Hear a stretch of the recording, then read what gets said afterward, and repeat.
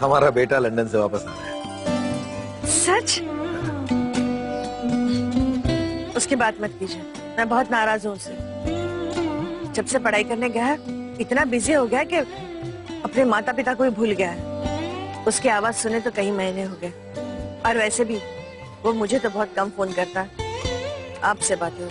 अरे तुम उसे जानती हो, वो किताबी कीड़ा है, हर वक्त किताब में लगा रहता है, इसलिए मैं भी उसे डिस्टर्ब नहीं करता।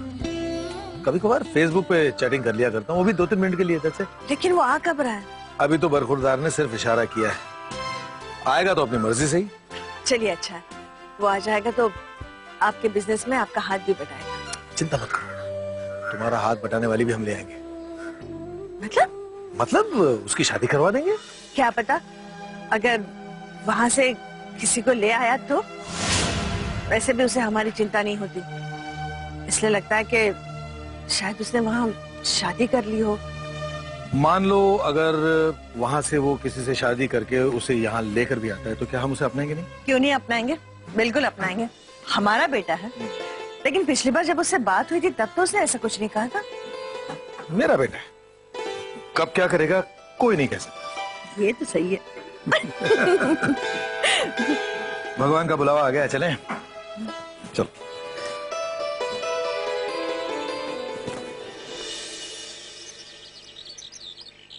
कुछ मालूम हुआ? बहुत कुछ मालूम हुआ। मुझे पता था कि जो चीज इंटरनेट पे ना मिले उसे राजेश्वर से पूछ लो, बात का पता जरूर चल जाएगा। खैर, क्या पता चला? बातें करना, खुश करना और बेवकूफ बनाना ये आपसे सीखे। ये क्या कह रहे हैं आप? सच कह रहा हूँ। क्यों, सच सुनना अच्छा नहीं लगता? राजेश्वर जी, आप अब तक मुझसे इसलिए गुस्सा हैं कि मैं उस दिन कुछ क्यों नहीं बोली जब दामिनी ने आप पर चाकू ताना। मैं मजबूर थी, आखिर मैं उस घर की बहू हूँ। और मेरी मजबूरी ये है कि दामिनी को मिलाने के लिए अगर मेरा दुश्मन भी साथ देगा ना तो मैं उसका भरोसा कर लूंगा। और किसकी बातों में आ गए आप?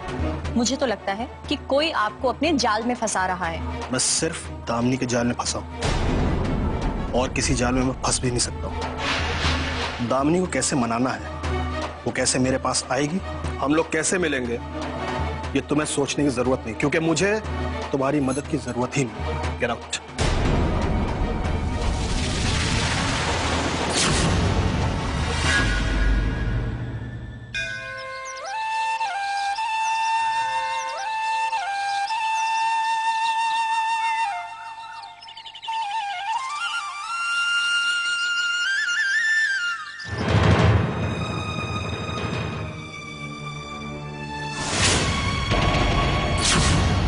सुनिए, ये देखिए,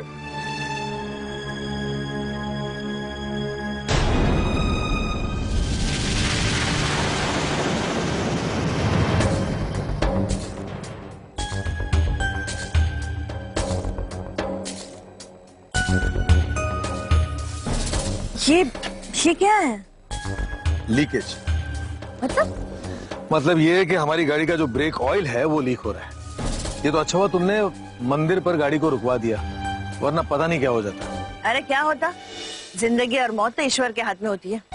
दुश्मन हमेशा दुश्मन का बुरा चाहता है, पर होता वही है जो ईश्वर चाहता है। सही कह रही हो, दुश्मन तो मेरे बहुत है, लेकिन ये हरकत किसकी हो सकती है? हरकत किसी की भी हो, लेकिन अगर वो मुझे मारना चाहता है तो मैं उसके उपकार मानूंगी, लेकिन अगर वो आपका बुरा चाहता है तो मैं तो क्या करूंगी? मार डालूंगी उसे।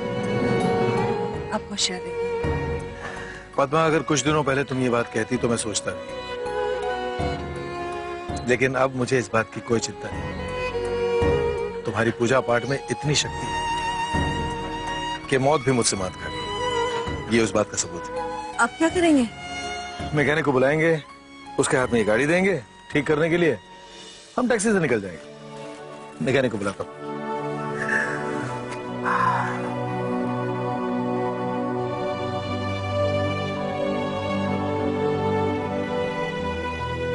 हेलो,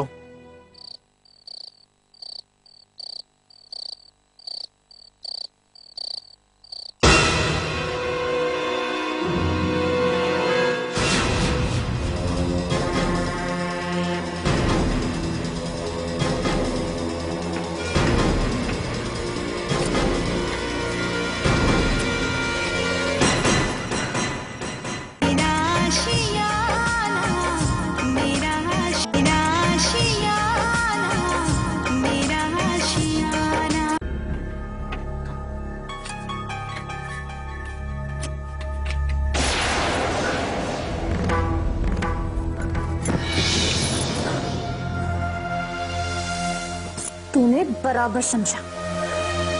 मैं दामिनी नहीं हूं, लेकिन तू ये नहीं समझ पाई कि मैं एक बहुत खतरनाक लड़की हूं।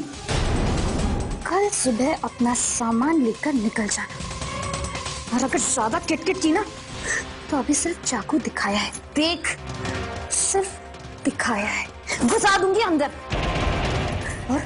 और वो तेरे बड़े मम्मी और पापा है ना, उनके सीने में गोलियों से छन्नी कर दूंगी, समझी? और अगर घर वाले पूछे ना कि क्या हुआ, तो क्या बोलेगी? बोलेगी कि मुझे घर की याद आ रही है। क्या ना, घर की याद आ रही है। कुछ कहने की कोशिश की ना तो तू गई। समझ रही है ना मैं क्या कह रही हूँ?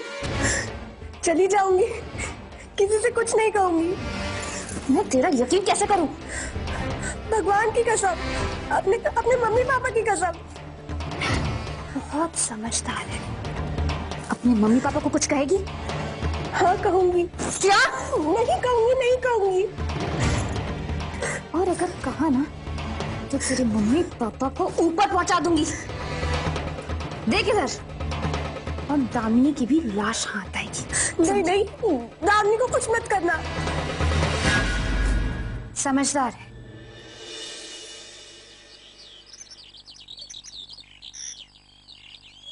बेटा, ये अचानक जाने का फैसला, क्या बात हुई?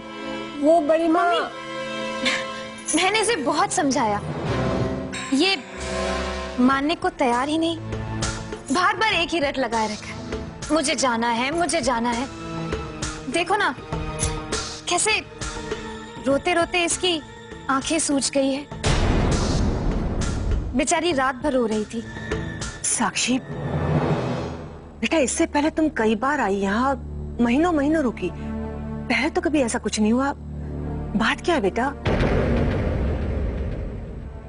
मम्मी, मैं पूछती रही, ये कुछ बोल ही नहीं रही है। क्यों साक्षी, कुछ बोलती क्यों नहीं हो? किसी ने कुछ कहा? डराया? मैंने कहा था ना, मम्मी नहीं रोकेंगी। चल, तुझे छोड़ाती हूँ, चल।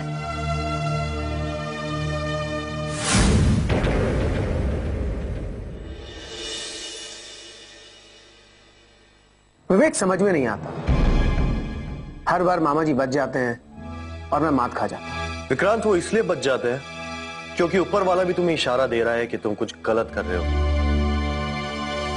तुम उन्हें मिटाना चाहते हो और वो बचाना। तुम सुबह सुबह कोई धार्मिक चैनल देख के आ रहे हो क्या? हाँ, जो इस तरह की बात कर रहे हो? दुनिया के हिसाब से जियो, समझे? धन्यवाद विक्रांत, वैसे तुम्हारी इस बात पे गौर जरूर करूंगा। लेकिन मेरी भी एक बात याद रखना विक्रांत, तुम अपना भविष्य खराब क्यों करना चाहते हो? तुम अपने मामा जी मामी जी को कितनी भी सफाई से मार दो विक्रांत, लेकिन पकड़े जरूर जाओगे। क्योंकि मुजरिम कितना भी गुनाह को छिपाना चाहे, लेकिन निशान पीछे छूट ही जाते हैं। मुझे क्या मूर्ख समझ रखा है? मैं उन्हें मारूंगा जरूर, लेकिन इतनी चालाकी से कि ना गवाह होगा, ना जुर्म का निशान पता चलेगा। देखो विक्रांत, मैं भी ये कहूंगा कि तुम गलत कर रहे हो। तुम बड़े कंफ्यूज कैरेक्टर हो यार। तुम्हें मामा जी से बदला लेना था, इसलिए तुमने मेरा साथ दिया, और अब तुम मुझे ही सबक सिखाने में पड़े हो। विक्रांत, मैं देवराज साहब को बिजनेस में मात देना चाहता था। मैं ये नहीं जानता था कि तुम देवराज साहब के जान के दुश्मन बन जाओगे। और ऊपर से पद्मा आंटी, उन्होंने क्या किया विक्रांत? उनसे तुम्हारी क्या दुश्मनी? वो ये जान चुकी हैं कि मेरे इरादे क्या हैं। कहते हैं कि जुर्म करने से पहले उन लोगों को मार डालो जो गवाह बन सकते हैं। मामी जी मेरे और मामा जी के बीच में आ गई हैं, और बीच में आने वाले अक्सर हादसे का शिकार हो जाते हैं। और विक्रांत, तुम्हें यह नहीं लगता कि शायद मैं भी किसी से कुछ कह सकता हूं? सवाल ही नहीं उठता है, क्योंकि तुम भी वही चाहते हो जो मैं चाहता हूं। तुम फैसला नहीं कर पा रहे हो, और मैंने फैसला कर लिया, और मंजिल उन्हें ही मिलती है जो फैसला कर सकते हैं। और बहुत जल्द मुझे मंजिल मिल भी जाएगी।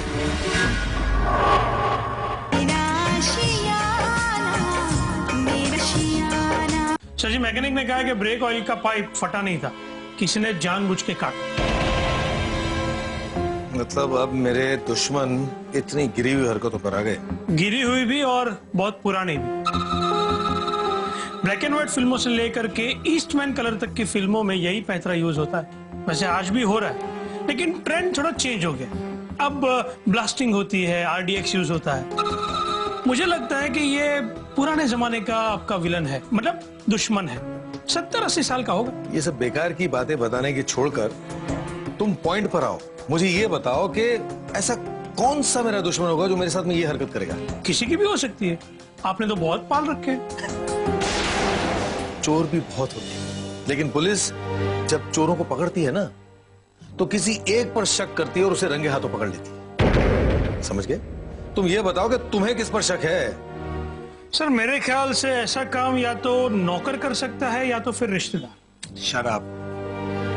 रिश्तेदार क्यों करेगा? और ऐसा कौन सा रिश्तेदार है जिसको मुझे मारने से फायदा होगा? सर, आपने फिल्म बेटा देखी है? हाँ। उसमें अनिल कपूर की दुश्मन उसकी माँ थी, अरुणा ईरानी। हाँ। और आप अनिल कपूर हैं। अरे वाह, आज पहली बार तुमने मुझे हीरो बनाया है, अनिल कपूर। अरे सर, आप तो हीरो ही है। दरअसल क्या है ना सर, वो बस बस बस, मैं समझ गया। अब तुम ये सोचना शुरू करो कि ऐसा कौन है जिसे मेरी मौत से फायदा होगा। मम्मी, विक्रांत अपने मामा जी और मामी जी को मारे बगैर चैन से नहीं बैठने वाला। सुनने में तो बहुत बुरा लग रहा है। ईश्वर न करे, अगर वो ऐसा करेगा तो बहुत ही बुरी बात होगी। उसके साथ तो बुरा जरूर होता है जिसने कभी दूसरों के साथ बुरा किया। आपकी बात बिल्कुल सही है। देवराज ने हमेशा लोगों के साथ बहुत बुरा किया है। विवेक, तुम्हें यह बात देवराज को जरूर बतानी चाहिए। फिर विक्रांत के साथ इसकी दुश्मनी हो जाएगी और वो मेरे बेटे को मारने का प्लान बना लेगा। तो फिर ये देवराज से वादा ले ले कि वो उसका नाम नहीं लेगा, और फिर उसके बाद उससे सतर्क हो जाए। नहीं, देवराज पक्का बिजनेसमैन है। ना ही वो किसी के साथ रिश्ता रखता है और ना ही जज्बात। अगर उसे राज पता चल जाएगा तो वो उसे ब्लैकमेल करने लगता है, जैसे उसने मेरे साथ किया था। मगर क्या किया उसने तुम्हारे साथ अमृता? क्या बिगाड़ पाया वो? बल्कि परेशानियों ने तो उसे घेर रखा। वो तो मरते दम तक रहेगा और मेरी माँ का बदला सुपर वाला लेगा। बेटा, अगर तुमने सब कुछ ऊपर वाले पर छोड़ दिया है तो उस पर भरोसा रखो, क्योंकि वो जो भी करेगा सही करेगा। लेकिन बेटा, ये विक्रांत वाली बात तो तुम देवराज को बता ही दो। आपकी सुई वही अटकी हुई है। नहीं विवेक, तुम अपना मुंह मत खोलना। बाद में पुलिस इंक्वायरी होगी तब तो मुंह खोलना पड़ेगा ना अमृता। तब की बात तब देखी जाएगी। तब तक बहुत देर हो चुकी होगी। अगर देवराज को कुछ हो गया तो फिर यह हमारा जुर्म कहलाएगा, हमारा गुनाह कहलाएगा। देवराज को कुछ नहीं होगा। मैं विक्रांत की माँ से बात करूंगी। हमें क्या फायदा होगा उसका? माँ बेटे मिले हुए हैं। विवेक, हमारा जो फर्ज है वो हम पूरा करेंगे।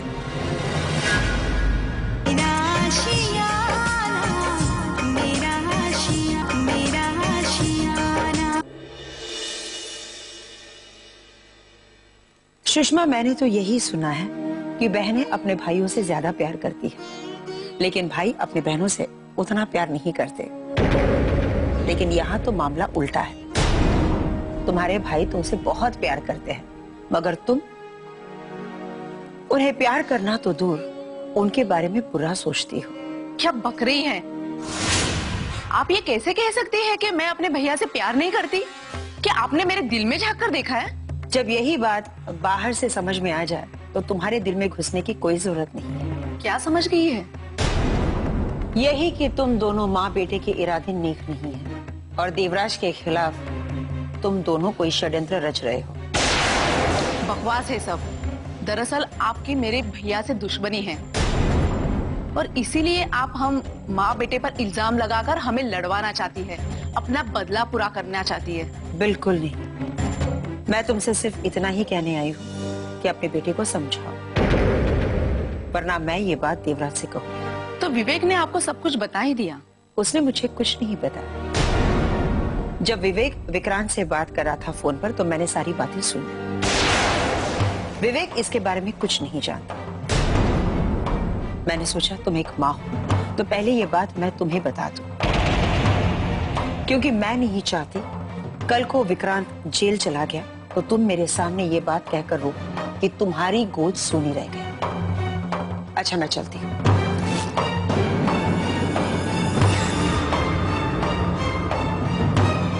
मूर्ख कही की, ये ऐसा कह रही है कि जैसे देवराज भैया इसकी बात मान ही लेंगे है?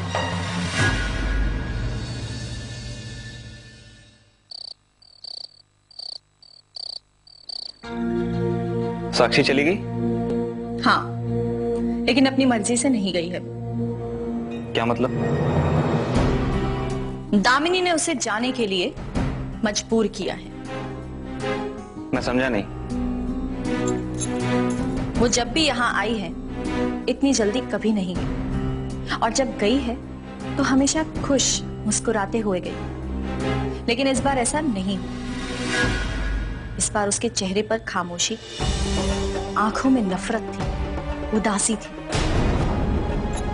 और दामिनी जो उसकी सहेली है वो उदास होने के बजाय खुश थी।